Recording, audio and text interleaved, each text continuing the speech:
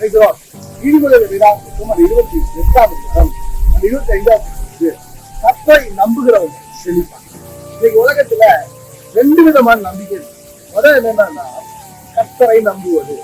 Number 2 மனுஷங்களை நம்புவது. இன்னைக்கு பல நேரம் நம்மளோட வாழ்க்கையில கர்த்தரை நம்புறது போல மனுஷங்களை நிறைய நம்புறோம். பைபிள்ல வாசிக்கிறோம், பிரபுக்களை நம்புவதை பார்க்கலும் கர்த்தரை பற்றிக்கொள்ள நல்லது. ஆனா பல நேரம் மனுஷங்க என்ன செய்யறாங்க, நம்மளை கைவிட்டு போறாங்க. நம்ம யாரை நம்புறோமோ நம்ம கைவிட்டு போறாங்க. ஆனா நான் ஒரு சொல்ல விரும்புகிறேன், நம்ம கைவிடாத இயேசுவை நீங்க நம்பும் போது நிச்சயமா உங்க வாழ்க்கையில செழிப்பு உண்டாங்க.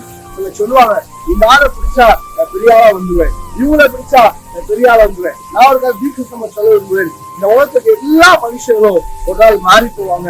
ஆனா நீங்க கர்த்தரை நம்புனீங்கன்னு சொன்னீங்கன்னா உங்க வாழ்க்கையில குறைவல்ல, ஒரு செழிப்பை கட்டடிக்கலாம். இந்த நிகழ்ச்சியை பார்க்க அநேகர் ஒரு தரித்திர நிலைமையோடு பார்த்து கொண்டிருக்கீங்க.